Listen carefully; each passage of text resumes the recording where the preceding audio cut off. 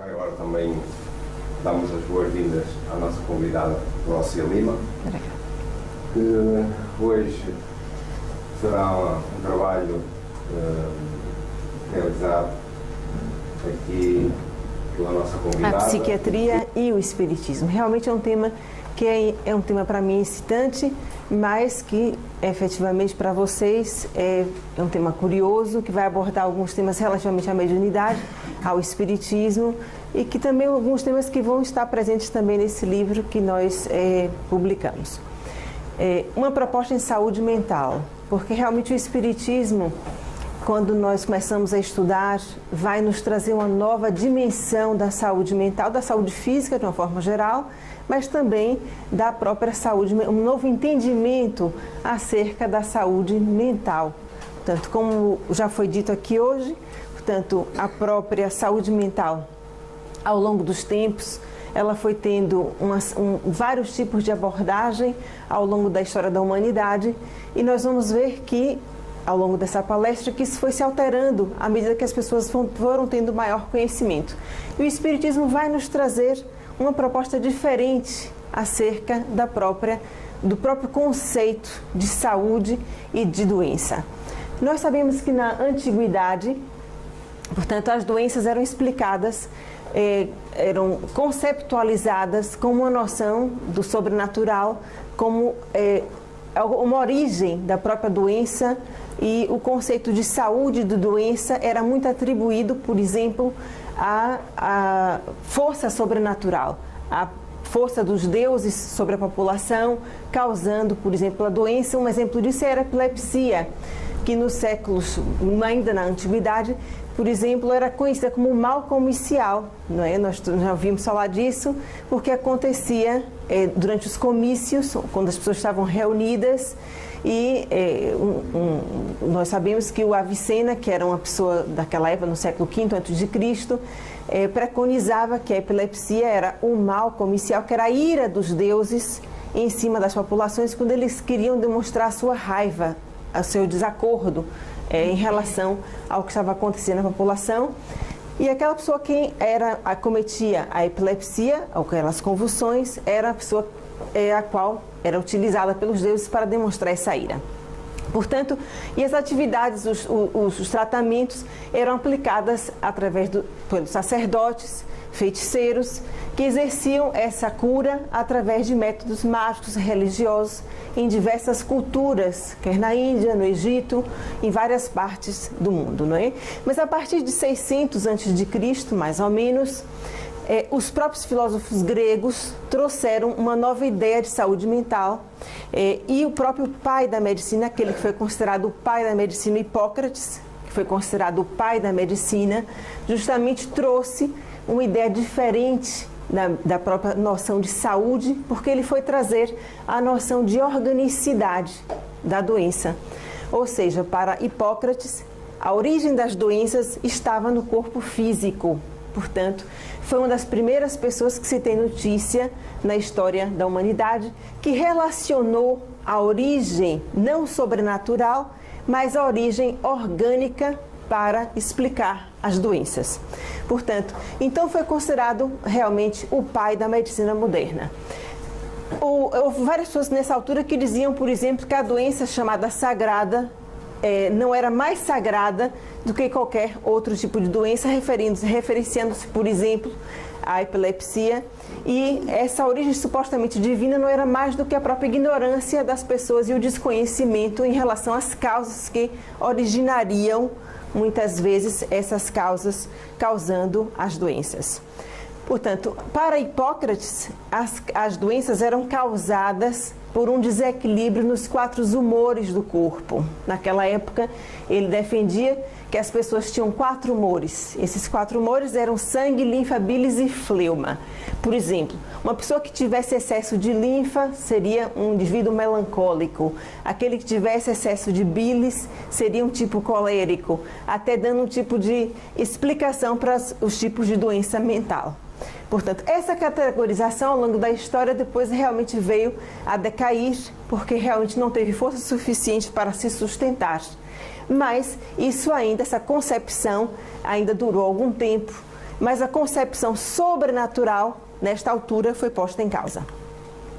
Mais tarde, as causas das doenças com um caráter religioso e o tratamento, portanto, e essas causas representando a ira divina e o tratamento realmente vinculado aos sacerdotes, aos métodos religiosos, voltaram a tomar novo relevo naquela época bastante negra, também para os próprios médiuns, que foi a época, de facto, da Idade Média.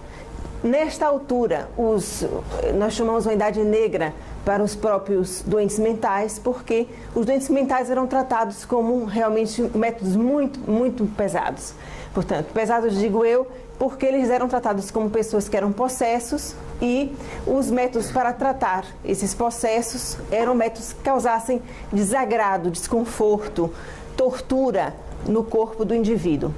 Neste saco, neste grupo, também muitas vezes eram incluídos os próprios médiuns. Portanto, porque os médiuns também eram tratados como loucos.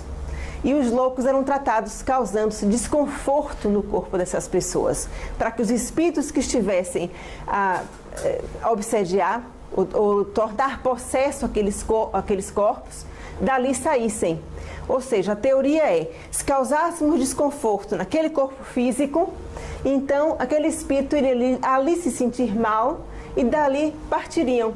Como se, teoricamente, o espírito pudesse encaixar naquele corpo físico, a gente sabe que isso não acontece, e causando desconforto naquele corpo físico, eles pudessem dali sair. Portanto, o tratamento era antes que era um tratamento mais humanitário, portanto, passou a causar desconforto com vomitórios, com tortura, realmente para que pudesse se causar realmente bastante desconforto. Eu tive a oportunidade de assistir aqui no Porto com o Jorge Gomes, vocês tiveram aqui na cidade do Porto uma exposição de objetos de tortura da Idade Média há uns bastante anos já.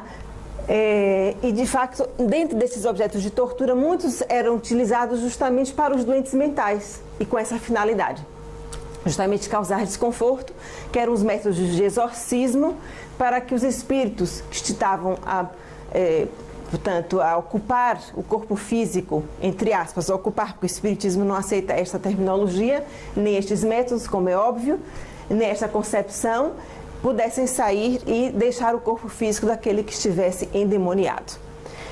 Volto a dizer que esses métodos também eram aplicados muitas vezes para os médiuns. Portanto, na Idade Moderna, avançando mais um pouco, nós então tivemos uma ideia diferente. Portanto, volta então a noção da separatividade da mente do corpo. E nessa altura a medicina tornou-se uma medicina mais materialista. Nessa altura volta portanto, as doutrinas médicas tentarem tomar mão novamente dos tratamentos médicos. E novamente aqui, toda aquela ideia das ideias cartesianas de René Descartes, de Galileu, com a influência de Galileu, com a influência de René Descartes, toda a influência daquele movimento cartesiano, surgiu um movimento materialista da medicina e toda aquela noção de separatividade entre mente e corpo. E o que acontece? Houve uma separação da ciência da fé. Então, tudo que dissesse respeito ao corpo físico era tratado pela medicina. Tudo que dissesse respeito, teoricamente, às emoções era tratado pela religião. Nessa altura, valorizava os raciocínios lógicos, a objetividade. Então, houve aqui um incentivo, por exemplo, às especializações médicas, à procura das particularidades, as secções do corpo.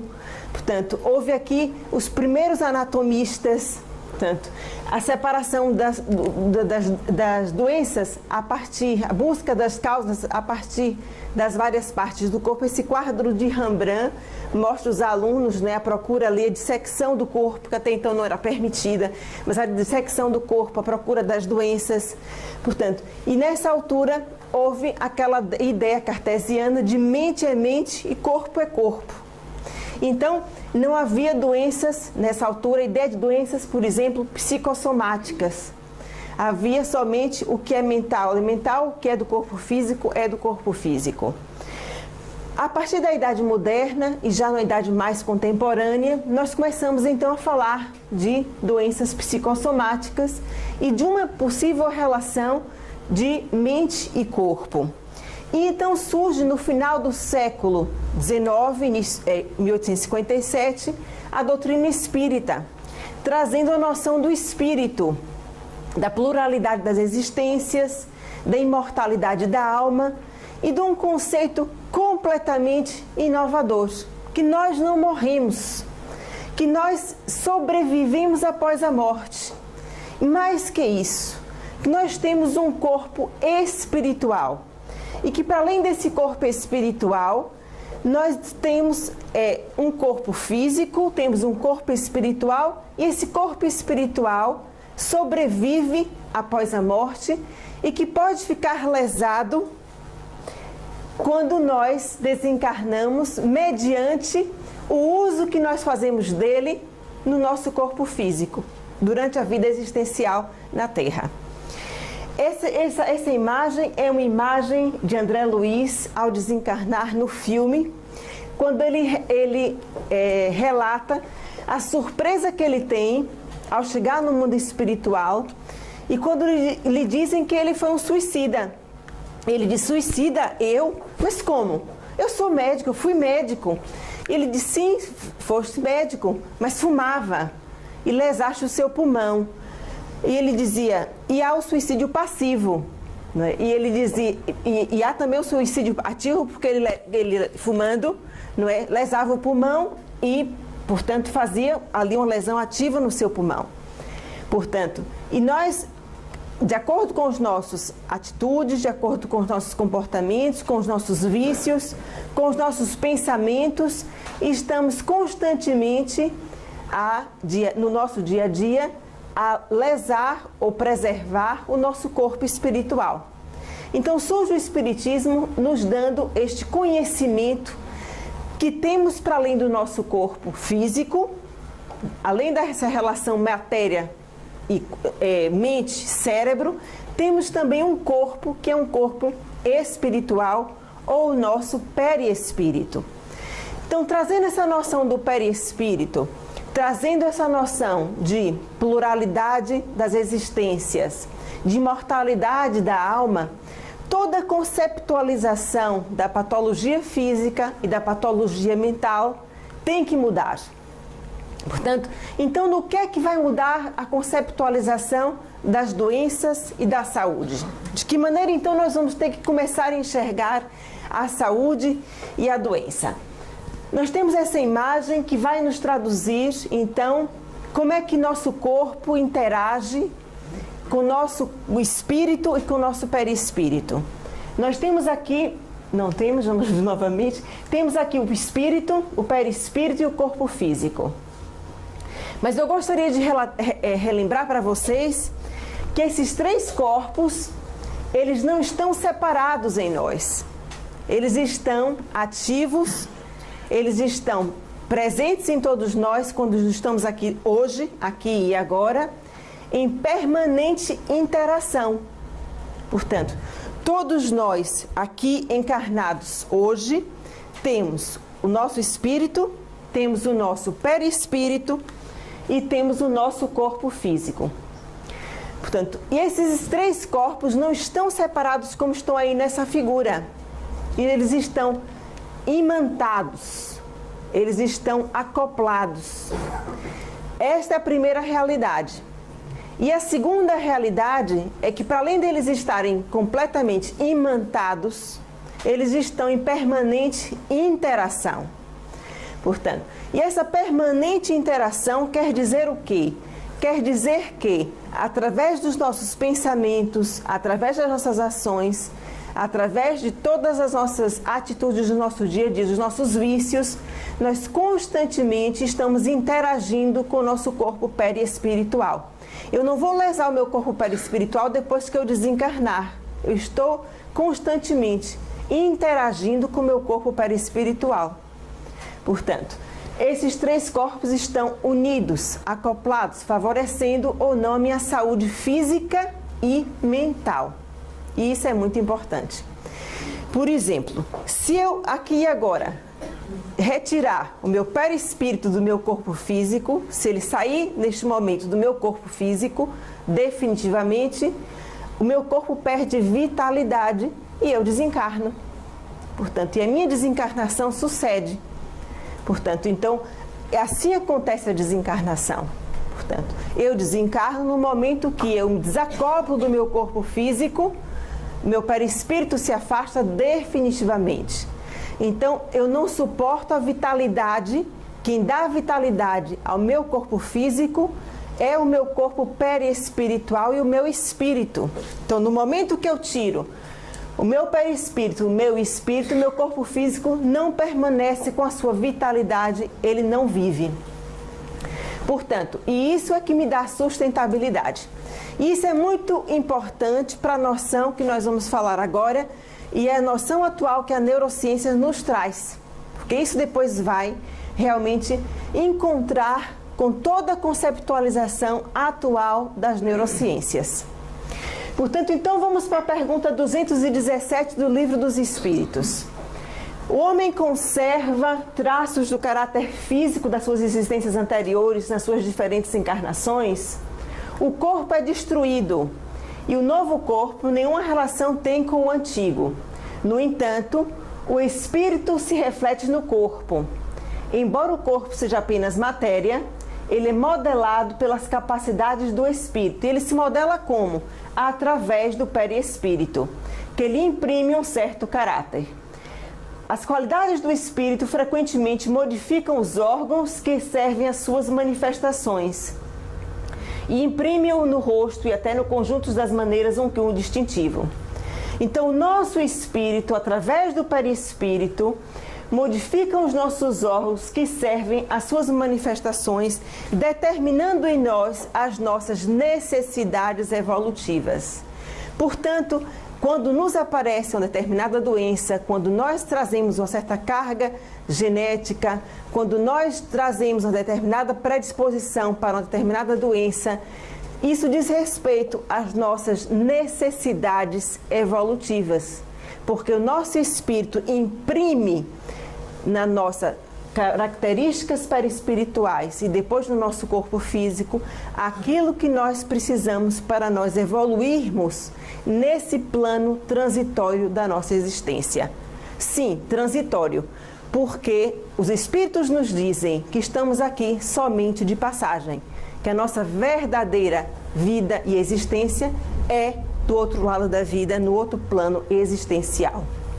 Portanto, todas essas conceptualizações modificam quando nós queremos entender o processo de saúde e doença, quando nós começamos a estudar a doutrina espírita. Portanto, no mundo maior, André Luiz nos diz: a nossa mente age no organismo perispirítico com poderes mais extensos, à mercê da singular natureza e elasticidade da matéria que presentemente nos define e forma. Portanto, mais uma vez, André Luiz nos diz, em vários momentos da sua obra, que efetivamente a nossa mente modela o nosso corpo perispiritual para seguir efetivamente aquilo que nós precisamos na nossa reencarnação.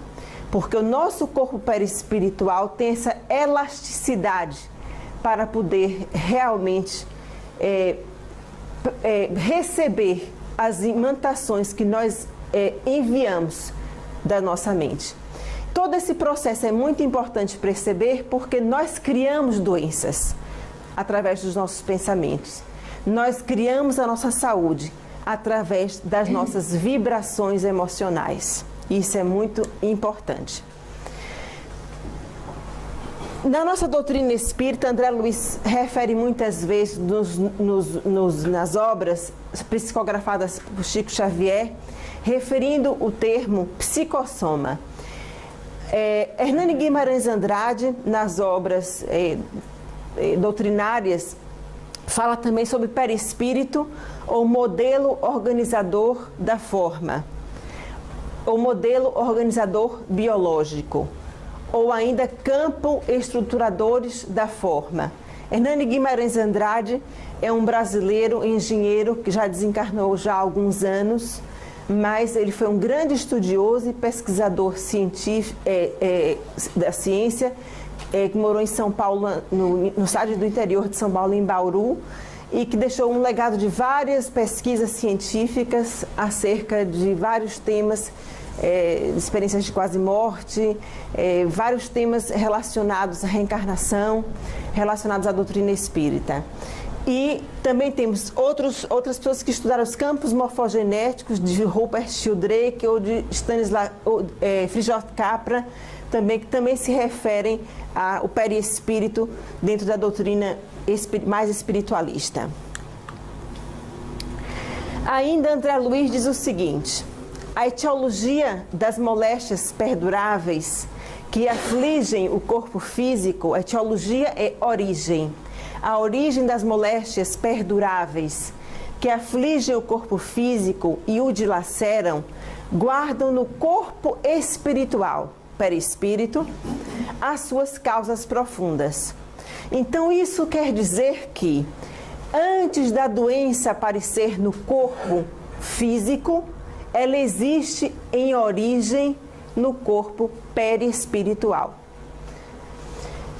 Emmanuel diz: a saúde é a perfeita harmonia da alma, espírito encarnado, para a obtenção da qual muitas vezes há necessidade da contribuição das moléstias e deficiências na Terra.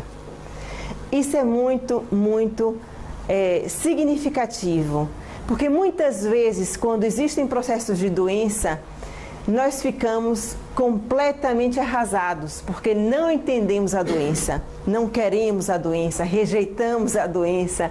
A doença é a pior coisa que nos aconteceu na nossa vida. Mas eu vou repetir, porque a gente escuta, mas não ouve. Eu vou repetir, palavras de Emmanuel. A saúde é a perfeita harmonia da alma, para a obtenção da qual muitas vezes há a necessidade da contribuição. Muitas vezes a doença é uma contribuição de moléstias que nos acontecem para nós alcançarmos uma saúde perfeita, que é realmente a harmonia da alma. Não é?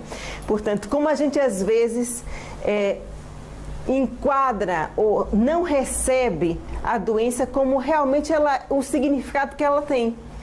Portanto, que realmente, muitas vezes, é uma necessidade que a gente tem para evoluir e, normalmente, é um processo de construção para a nossa própria felicidade. É como se fosse um desvio temporário, entre aspas, do caminho, para que nós possamos ajustar qualquer coisa que não está bem.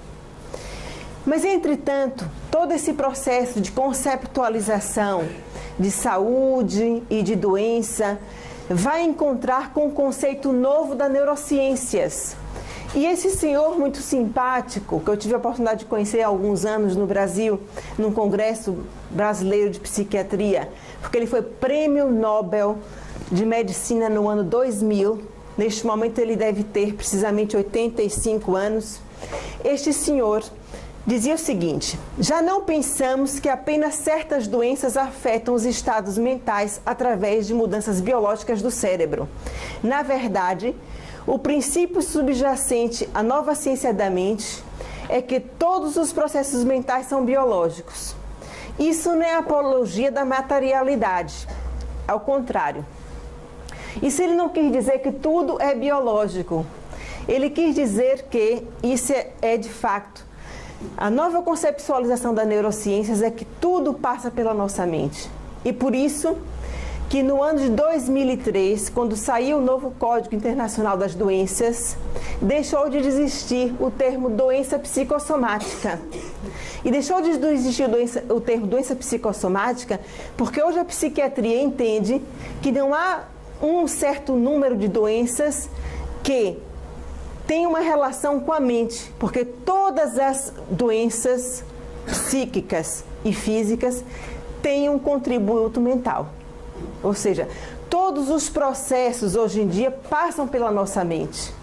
Portanto, todos os processos, quer sejam psicológicos, passam pela nossa mente.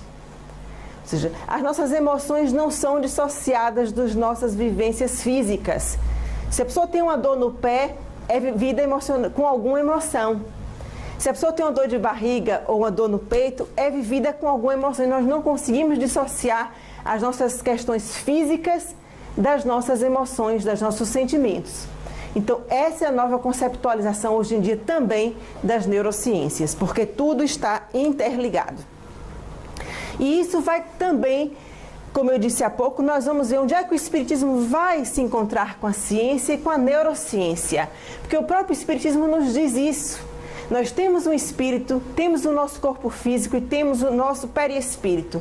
E tudo está interligado. No momento que nós temos uma emoção, a nossa emoção vibra o nosso perispírito e nosso perispírito traduz no nosso corpo físico essa emoção. E tudo está em conexão e interligação. A nossa neurociência nos diz que o nosso cérebro tem neuroplasticidade, mas se o nosso corpo físico não vive através do nosso perispírito, nós não temos energia, nós temos vitalidade. Portanto, tudo está em conexão, tudo está em ligação. Isso quer dizer o quê? Quando eu estou em medicina, o nosso cérebro, se tivesse uma lesão, ele não conseguia regenerar. Hoje em dia, isso não é verdade. Se uma pessoa tem um AVC e perde uma parte do seu cérebro, outra parte do seu cérebro recompensa essa parte que foi perdida. E isso é um conceito de neuroplasticidade. Se a pessoa está deprimida, todo o seu corpo atrofia, não é só o seu cérebro que está atrofiado. E isso é o conceito de neuroplasticidade. Se a pessoa vai restabelecer essa depressão e vai melhorar da depressão, todo o seu corpo vai ficar deprimido. Mas se a pessoa está deprimida e vai conseguir melhorar sua depressão, todo o seu corpo vai voltar a funcionar de uma forma positiva. E isso é o conceito de neuroplasticidade.